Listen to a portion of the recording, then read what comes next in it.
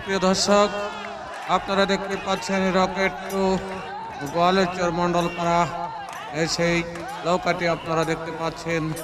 মাঝি মোল্লাগণ তারা সুন্দরভাবে মঞ্চের দিকে এগিয়ে যাচ্ছেন। সেই সাথে আপনারা দেখতে পাচ্ছেন যে দশের দোয়া কুশলনগর নৌকাটি ভাঁজ দিচ্ছেন। এই সাথে আপনারা দেখতে পাচ্ছেন পাংখা বনাম মনিরাজ নৌকাটি ওজান থেকে ছেড়ে আসছেন।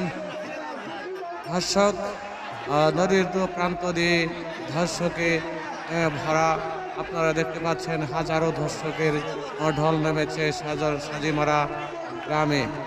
এই সাথে আপনারা দেখতে পাচ্ছেন যে উজান থেকে দুইটি নৌকা ছেড়ে আসছেন। পাংখা বনাম মনিরাজ নৌকাটি ইতিমধ্যে আপনারা দেখতে পাচ্ছেন যে পাংখা নৌকাটি অনেক এগিয়ে রয়েছে, এই সাথে মনিরাজ অনেক পিছনে রয়েছে। এই সাথে আপনারা দেখতে পাচ্ছেন যে পাংখা নৌকাটি বিজয় লাভ করলেন। আপনারা দেখতে পাচ্ছেন ঝিনাইতরি ও চলমনিরা নৌকা দুটি ইতিমধ্যেই উজান থেকে ছেড়ে আসলেন। আপনারা লক্ষ্য করুন, আপনারা দেখতে থাকুন যে কে হারে কে জিতে। এই সাথে আপনারা দেখতে পাচ্ছেন চলমদিনা নৌকাটি অনেক এগিয়ে রয়েছে, অনেক অনেক অনেক দ্রুত এগিয়ে রয়েছে। এই সাথে শেষ প্রান্ত এসে চলমদিনা নৌকাটি জয়লাভ করলেন। আনন্দ উল্লাসে মেতে উঠেছেন দুপারের দর্শক। সেই সাথে রকেট টু বনাম দশের দোয়া নৌকাটি আপনারা দেখতে পাচ্ছেন ইতিমধ্যে স্টার্টিং পয়েন্ট থেকে ছেড়ে আসলেন।